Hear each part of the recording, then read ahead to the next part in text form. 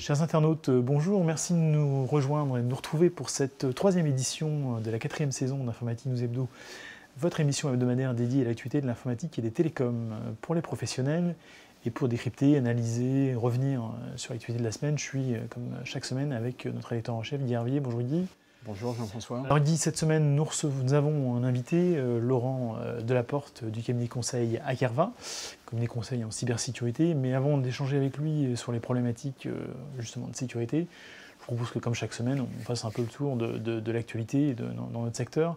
Alors premier sujet qui a retenu votre attention et qui a fait, il faut le dire, assez parler cette semaine, qui est un sujet assez récurrent, c'est la problématique d'obsolescence programmée dans le secteur high-tech et surtout appliquée au champ des imprimantes, avec notamment la problématique des consommables. Hein. Ce n'est pas forcément les imprimantes en elles-mêmes, mais c'est la gestion des consommables qui est évidemment remis en cause par une association. Et je crois que c'est Epson qui est notamment... Il y en a plusieurs. Il y en a plusieurs. Bon, alors je vous laisse les dévoiler. Impliqué dans ce procès, puisqu'il est question de procès. Hein. Alors, effectivement, je crois que le point de départ, en fait, c'est l'obsolescence programmée. On en parle déjà depuis un certain temps. Ça s'applique à un certain nombre de domaines. Et effectivement, les imprimantes, on savait que il y avait quelque chose qui clochait un peu. Il y a déjà eu des actions qui ont été engagées aux États-Unis contre HP, notamment. HP à l'époque où HP était une entité. C'était unique. Alors là en fait, je dirais que le point de départ, c'est la loi de transition énergétique de 2015 qui fait de l'obsolescence programmée un délit. Et ce délit peut être sanctionné, d'ailleurs par des peines qui ne sont pas négligeables, puisqu'on parle de 300 000 € ou jusqu'à 5% du chiffre d'affaires. Donc c'est pas ouais, ça commence à faire. 2 ans d'emprisonnement. Donc ça aussi, c'est pas mal. Donc je dirais qu'à partir de cette loi de 2015, cette association qui s'appelle HOP, non pas HIP-HOP et HOP pour Halt à l'obsolescence programmée, bon, c'est assez simple, s'est lancée, je dirais, dans l'investigation de ce phénomène d'obsolescence programmée sur tout un tas de domaines. Ça ne va pas concerner que l'informatique, hein, parce que c'est un domaine qui touche à peu près tous les secteurs. Et je dirais que son premier domaine d'intervention, ça a été les imprimantes. Donc elle en a parlé effectivement la semaine dernière, ça a fait pas mal de publicité. Et en gros, l'idée, c'est au terme d'une étude assez approfondie, elle arrive à la conclusion qu'on a un peu dans la tête, mais après il faut prouver, c'est quand même là où c'est important. Donc une étude de plusieurs mois, dit cette association, sur effectivement principalement les cartouches, qui montre que les cartouches ne sont pas utilisées jusqu'à la dernière goutte d'encre. Alors bon, on sait qu'il y a des phénomènes relativement simples qui permettraient aux fabricants, parce que pour l'instant on est obligé de parler au conditionnel, hein, il n'y a pas eu encore de jugement. Il y a des processus assez simples qui permettraient, par exemple, à la cartouche de faire croire à l'imprimante que la cartouche est vide alors qu'elle ne l'est pas.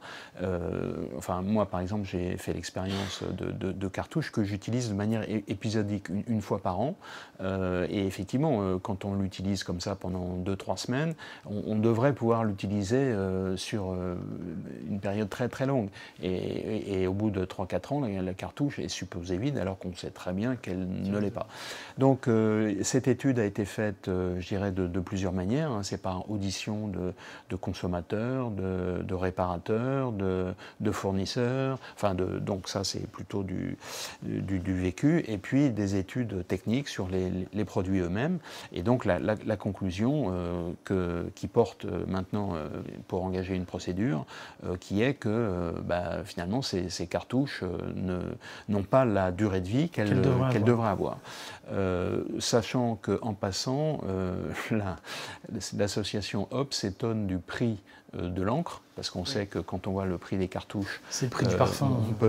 C'est 2000 € le litre, donc c'est 2 fois le prix du parfum Channel 5. Ou Channel 5, je ne sais pas comment on prononce.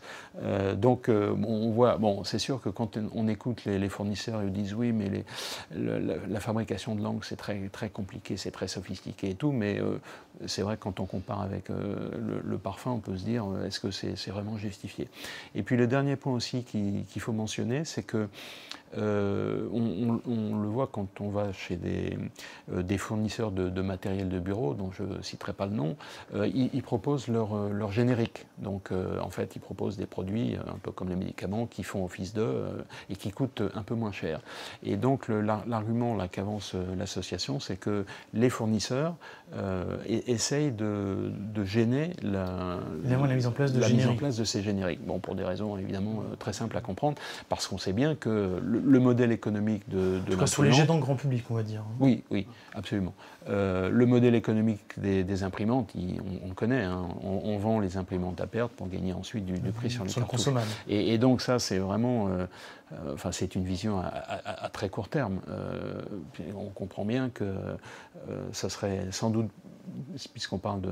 tout le monde se préoccupe de la planète, l'inverse serait beaucoup plus logique, c'est-à-dire de vendre des imprimantes qui soient robustes, qui durent le plus longtemps possible, qui soient relativement chères, et puis de vendre des cartouches qui ne coûtent rien. Mais évidemment, le produit financier de cet ensemble-là ne serait sans doute pas le même que celui qui prévaut actuellement. Donc, je dirais que c'est une procédure qui est en cours, et on va voir ce qu'elle va donner. Maintenant, c'est à la justice de prendre le dossier en main et de faire une analyse de ça. Mais en tout cas, on le suivra attentivement, sachant que, bon, ils ont dit après les domaines qu'ils allaient toucher. Il y en a d'autres dans notre secteur qui nous intéressent. En particulier, c'est le domaine des smartphones, puisque là, on voit bien que... oui, la problématique des mises à jour. Voilà, exactement. Là, c'est le smartphone, a priori, en soi, il peut durer très très longtemps, mais il se trouve que la version 4.5 ne peut pas fonctionner sur votre système parce que vous avez acheté il y a 2 ans, voilà. ou que la mise à jour n'est pas proposée par le... Donc il y a 36 manières de Sur Android notamment, la mise à jour n'est pas proposée et il y a notamment un problème de sécurité. Voilà. Donc on attend déjà le suivi de cette première intervention sur les imprimantes et puis avec intérêt celle qui pourrait suivre et concerner notre secteur. Très bien. Puisque vous parlez de smartphone, Guy, je fais la transition directement puisque le deuxième sujet c'était Google qui rachète l'activité smartphone de HTC, qui est un constructeur taïwanais pas forcément très très connu, mais quand même très présent sur le marché Android et même Windows Phone il y a quelques années. Et donc c'est l'activité vraiment de construction de smartphones qui est reprise par Google. Alors ça nous rappelle quand même le rachat de Motorola il y a quelques années, qui n'a pas donné grand-chose. Alors on pourrait dire bis repetita. Google n'a pas appris la leçon de la dernière fois où quelle mouche a piqué Google de recommencer. Donc effectivement pour situer, alors comme vous le dites, c'est la partie smartphone de HTC, donc c'est pas considérable, mais enfin ils ont quand même mis 1,1 milliard de dollars pour le rachat, donc c'est pas non plus n'importe quoi. C'est le 5e rachat le plus important de Google. Effectivement, le premier c'était Motorola pour 12 milliards et demi de dollars qu'ils ont revendu à Lenovo 2 ans plus tard pour moins de 3 milliards de dollars. Bonne affaire. Ça fait presque 10 milliards de dollars de pertes.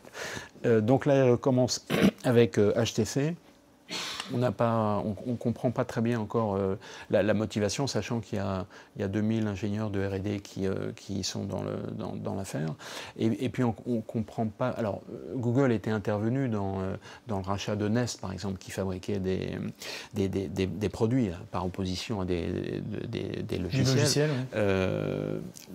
Donc Google est un peu impliqué là-dedans, mais Google, c'est quand même avant tout une société Internet. Donc on a un petit peu de mal à comprendre quelle est la motivation pour ce rachat.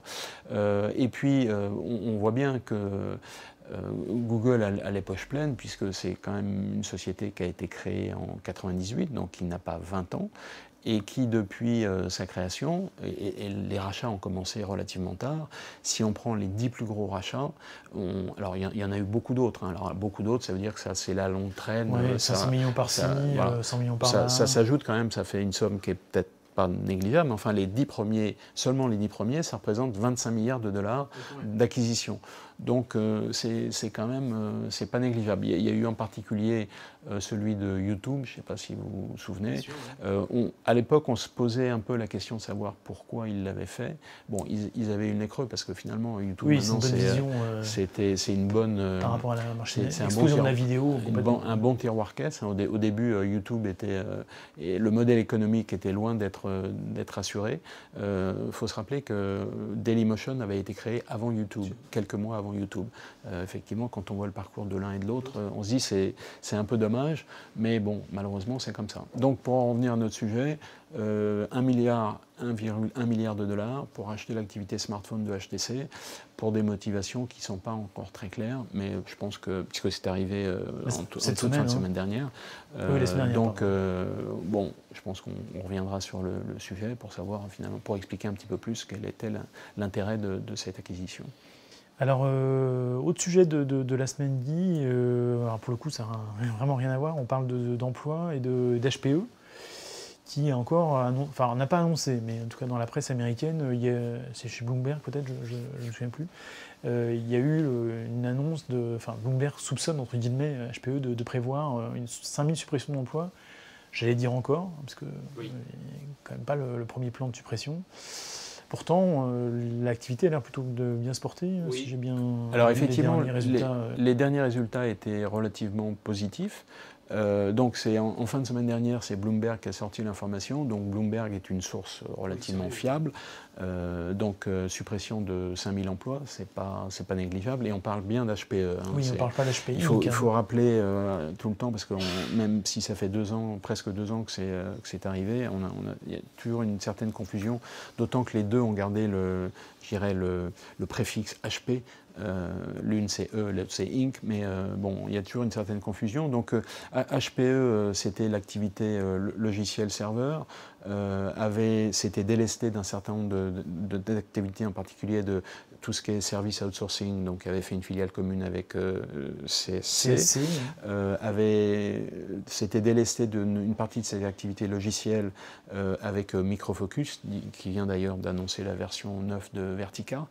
Il y a, à l'inverse, à racheter des sociétés dans le domaine du matériel, donc SGI, donc l'ancienne gloire des stations 80, graphique, Nimble dans le domaine du stockage, et puis Simplivity dans le domaine des hyperconvergences. Donc délesté, mais quand on fait le ratio, c'est délesté de beaucoup plus que de rachat. Donc je dirais que le bilan jusqu'à présent était relativement incertain. Les résultats trimestriels du dernier trimestre semblaient plutôt aller dans la bonne direction, mais bon, vraisemblablement, si on fait le bilan de tout ça, de ses entrées, de ses sorties... il y a encore du travail, on va dire. Cette annonce ne devrait pas nous surprendre outre mesure. Néanmoins, la question, c'est de savoir, est-ce que sur un plus long terme, HP est vraiment reparti dans la bonne direction, ou est-ce que... est-ce que c'est un futur à la IBM ou un futur... voilà, donc, et c'est vrai que quand on a toujours ces trois anciens concurrents en tête, IBM, HP, Dell, là, pour l'instant, on a l'impression que c'est plutôt Dell qu'elle va en poupe, et HPE, qui, Meg Whitman a pris la décision il y a 2 ans de faire la séparation de ce qui était le numéro de l'informatique. Est-ce que c'était la bonne décision? La question reste posée. 2 ans après, ça reste toujours posé. Oui. Très bien. Bah, écoutez, ce ne sera pas malheureusement aujourd'hui qu'on y répondra. Et non, c'est aussi l'occasion d'y revenir. Et puis pour conclure, eh bien, notre fameux coup de gueule, là pour le coup c'est plutôt un coup de gueule, c'est par rapport à une étude du cabinet de conseil Altares sur les délais de paiement des entreprises du secteur IT, et finalement peut mieux faire. Peut nettement mieux faire. Le conseil il est très clair. C'est une entreprise. Alors on est dans le secteur IT qui est le mauvais élève de la classe, dans les délais de paiement. Donc on sait quand on émet une facture, il y a des délais de paiement à respecter. 25% des entreprises du secteur respectent ces délais. Donc 75% ne les respectent pas. Ne les respectent pas, avec une moyenne de retard alors c'est presque 2 semaines. Donc quand on parle de moyenne, ça veut dire que certains c'est peut-être quelques jours, et d'autres ça doit être même quelques mois. On hésite à dire quelques mois, mais quelques mois de retard. Et ça, c'est vraiment un comportement qui est désastreux, parce que finalement, c'est une espèce de réaction en chaîne. Je veux dire, si on est payé en retard, on paye soi-même en retard. Enfin, c'est vraiment un mauvais comportement, d'autant plus que dans le secteur IT, il y a certainement des entreprises qui sont un peu à la peine, mais il y en a beaucoup qui ne le sont pas, et on ne voit aucune raison qui permette de justifier un tel comportement. Surtout en plus pour les entreprises qui vendent la fameuse transformation digitale, avec des flux, immédiats. Visiblement, sur les flux de factures... Sans couture, on parle de sans couture, mais là on a l'impression qu'il y a des barrières au moment des paiements. Eh bien, merci Guy pour cette analyse. Je vous propose maintenant d'échanger avec notre invité de la semaine, Laurent Delaporte du cabinet conseil Akerva.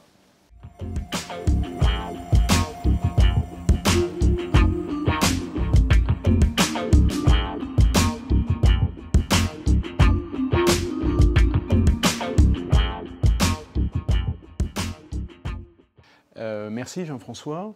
Alors cette semaine, nous avons le plaisir de recevoir Laurent Delaporte, qui est cofondateur et président du cabinet Akerva. Laurent Delaporte, bonjour. Bonjour. Alors Laurent Delaporte, vous savez, c'est un peu la tradition dans notre rubrique l'invité de la semaine, de traiter de l'actualité de la semaine passée ou des semaines précédentes qui a retenu votre attention. Donc ça peut être dans la sécurité, mais ça peut être un peu plus général. Donc quel est l'élément qui a retenu votre attention ces derniers temps? Alors il y a un élément qui a tout particulièrement retenu mon attention, c'est en ce qui concerne l'ENISA, donc, qui est l'organe européen de coordination de la lutte contre la cybercriminalité. Donc pour simplifier, on peut dire que c'est l'ANSSI européen? En quelque sorte, avec justement un peu moins de pouvoir et un peu moins d'argent, donc une augmentation de la dotation en termes de moyens économiques et en termes de personnel, mais aussi et surtout la volonté en fait d'imposer une norme au niveau des objets connectés. Donc ça, je pense que c'est particulièrement important puisque, comme chacun sait aujourd'hui, l'informatique est présente partout pour 2,50 $, un processeur, un peu de mémoire et une carte de communication achetée en Chine, ça ne vaut pas plus cher. Donc on les retrouve bien sûr dans les caméras, ça fait l'actualité l'année dernière, on les retrouve un peu partout. Donc je pense que c'est une très bonne chose. Et bien souvent, on ne met pas les 2,50 $ supplémentaires pour assurer la sécurité de ces dispositifs. Malheureusement non. Malheureusement non. Et tel qu'on avait prévu au départ l'Internet des objets, donc les objets connectés, justement, on n'avait pas en tête cette idée d'ajouter de la couche de sécurité pour faire en sorte que... Et puis on découvre aujourd'hui qu'on est face à pas une catastrophe, mais enfin un gros problème. Je pense que le mot catastrophe est le bon mot. Hein. Les objets connectés, on les retrouve partout. Et malheureusement, aujourd'hui, tout le monde peut... je dirais développer, n'importe quel industriel peut développer un objet connecté. On parle même de chauffe-eau connecté, on parle tout est connecté, de frigidaire connecté. Et donc aujourd'hui, absolument, et par conséquent, des zones de risque énormes pour les cybercriminels. Alors, on l'a compris, hein, vous êtes spécialisé dans le domaine de la sécurité. Donc, Akerva, ça a été créé en 2013. Donc, cabinet de conseil spécialisé dans la cybersécurité et la gestion des risques liés au SSI. Est-ce que... alors, vous expliquez que, en fait, vous voulez que vos futurs clients fassent l'expérience de la sécurité active et réactive. Oui. D'ailleurs, on peut être un peu surpris que vous n'ayez pas utilisé le mot proactif, parce que finalement, proactif, c'est un peu par là qu'on va démarrer. Finalement, qu'est-ce que ça veut dire, l'expérience de la sécurité active et réactive? Alors, l'expérience de la sécurité active et réactive, active, c'est d'être en permanence en veille, évidemment, sur son système d'information, c'est-à-dire mettre en place les moyens, alors en quelque sorte être proactif en effet, mettre en place les moyens pour se protéger, mettre en place ensuite les moyens de surveiller qu'on est bien protégé et de surveiller d'éventuelles intrusions.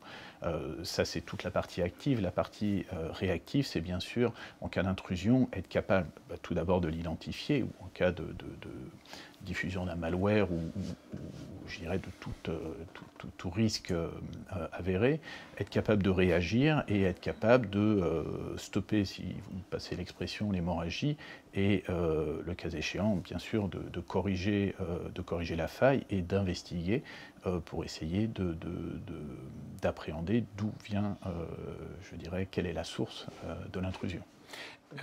Vous pouvez nous citer quelques-uns de vos clients? Alors je sais qu'en général, d'ailleurs, quand on n'est pas dans le domaine de la sécurité, mais les fournisseurs sont assez réticents à mentionner les clients. Dans la sécurité, c'est encore pire. Donc je ne sais pas si vous avez à votre actif un ou deux clients qui pourraient être représentatifs de ce que vous faites. Alors malheureusement,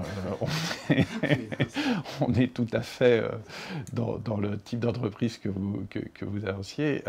On ne peut pas citer aux clients. je dirais, une bonne partie du CAC 40, donc ça donne une idée du profil de nos clients. Voilà, mais aussi des ETI et quelques PME à forte criticité. Donc vous êtes plutôt sur le haut de gamme, c'est pas le terme, mais plutôt petite, enfin moyenne et grandes entreprises, plutôt que l'autre tranche. Je dirais la majorité de nos affaires se font auprès des grandes entreprises, puisque les grandes entreprises, bien sûr, sont très demandeuses aujourd'hui. On sent une très très forte poussée aujourd'hui des PME, même des PME de 10-15 personnes, qui ont cette volonté de faire face au cyber-risque, si je puis dire. Toute la difficulté... Volonté, voire nécessité, non? Enfin, je veux dire, ça s'impose de plus en plus. Ah, c'est obligatoire, je dirais. Aujourd'hui, la cible privilégiée des cybercriminels, ce sont bien les PME, puisque c'est beaucoup plus facile. Je pense que la majorité des PME aujourd'hui sont largement sous-protégées. Alors, vous êtes organisé en 5 grands pôles qui sont assez logiques, si je puis dire, en termes de compréhension. Il y a tout ce qui est audit et test, donc ça c'est un peu en amont. Après, il y a le forensics, et quand il est arrivé quelque chose. Il y a la gestion du système d'information, donc ça c'est la réflexion à long terme. Tout ce qui touche à la gouvernance, en effet. La gouvernance. Il y a le SOC, donc ça c'est quand une entreprise fait de la supervision, enfin vous faites de la supervision pour les entreprises, et puis il y a la formation, donc là c'est pour que les gens arrivent à niveau. Donc finalement c'est assez simple et assez logique à comprendre comme organisation. La question en fait que je voudrais vous poser et qui expliquera un peu mieux comment vous êtes organisé et comment vous travaillez, c'est finalement, est-ce que alors je crois que vous citez, vous avez une quarantaine d'experts dans votre entreprise, est-ce que ces gens-là, finalement, ils sont capables de faire un peu de tout, c'est-à-dire d'aller sur les 5 types d'activités pour que chacune, finalement, enrichisse leurs compétences et fasse que ce soit des super généralistes, ou est-ce qu'au contraire, vous avez des gens qui sont spécialisés par type d'activité, et après, bon, c'est le fait d'agencer des équipes qui permet de répondre à toute la problématique? Alors, je dirais la majorité des consultants qui travaillent chez Akerva ont une bonne vision, je dirais, de la problématique globale de la cybersécurité.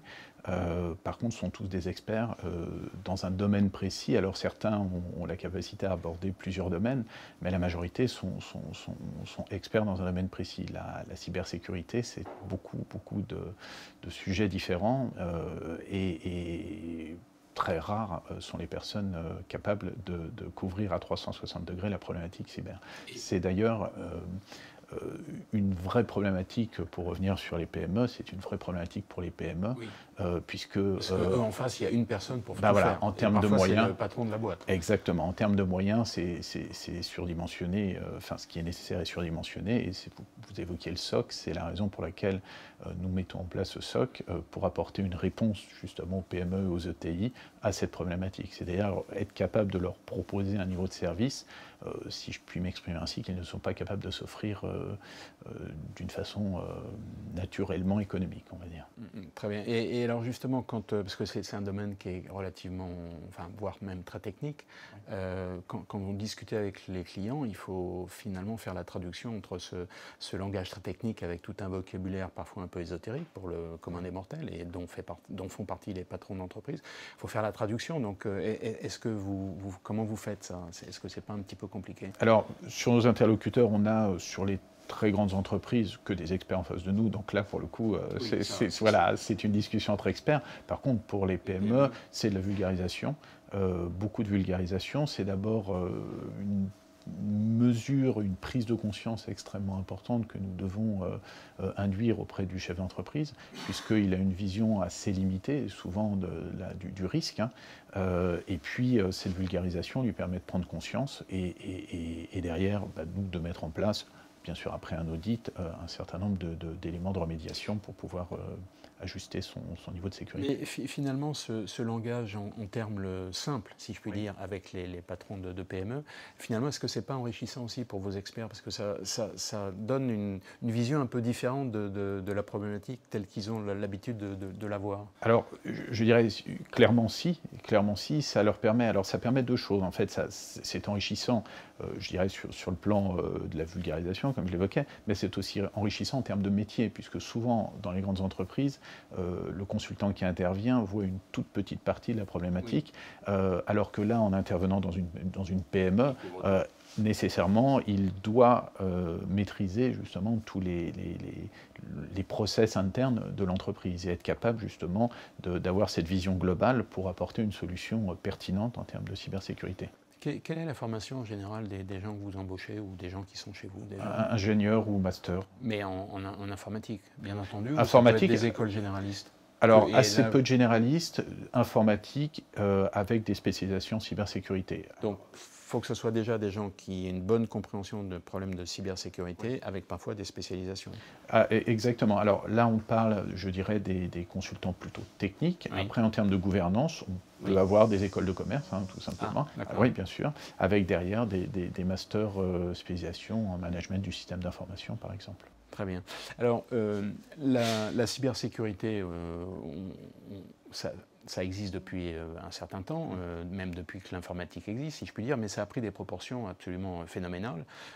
C'est de plus en plus technique, ça concerne toutes les entreprises, on vient de le dire. Les motivations sont à peu près toujours les mêmes, c'est soit le pouvoir de nuisance. Alors au début, c'était un peu pour montrer qu'on était capable d'eux, après c'est le pouvoir de nuisance. Après, quand c'est de la cybersécurité entre États, donc c'est avec des objectifs géostratégiques ou militaires, ça peut être l'argent. C'est le plus souvent le cas. Mais finalement, dans tout ça, le maillon faible, ça reste toujours l'humain. Enfin, on a par exemple en tête l'exemple de TV5 Monde avec les post-it et les mots de passe qui étaient inscrits sur les post-it. Donc, je dirais que dans ce cadre-là et avec ces tendances-là, quels sont les... Alors là, si on s'adresse aux PME plutôt, parce que les grandes entreprises, elles n'ont pas besoin qu'on leur explique, enfin en tout cas les spécialistes sécurité dans ces entreprises-là, mais pour des patrons de PME, quels seraient le ou les 2-3 conseils très simples pour bien prendre conscience et démarrer? Alors, peut-être pas démarrer, mais en tout cas, essayer de se mettre à jour par rapport à cette problématique. Alors, je dirais déjà, dans un premier temps, ce qu'il faut savoir, c'est qu'aujourd'hui, la cybercriminalité, ce sont des mafias, c'est du crime organisé qui gagne beaucoup d'argent. Beaucoup plus d'argent qu'avec la drogue d'ailleurs. Oui, c'est plus l'adolescent boutonneux dans son coin qui... Ça c'est terminé, alors il y en a encore certainement, oui. mais aujourd'hui c'est particulièrement organisé. Et donc ce sont des criminels qui sont là pour gagner de l'argent. Donc l'argent c'est le premier motif. Voilà, c'est le premier motif. Bien sûr, il y a l'espionnage industriel, il y a l'espionnage entre États, mais ça on va dire, à plus grande échelle.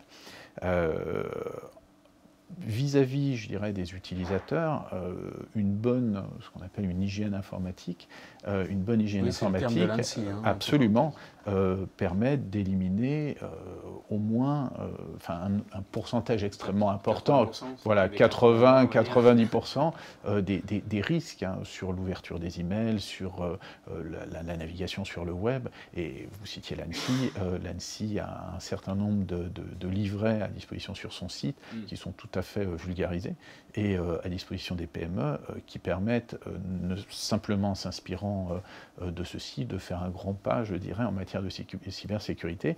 Après, évidemment, l'étape suivante, c'est de s'assurer quand même que l'entreprise n'est pas, si on passe l'expression, un gruyère en termes de...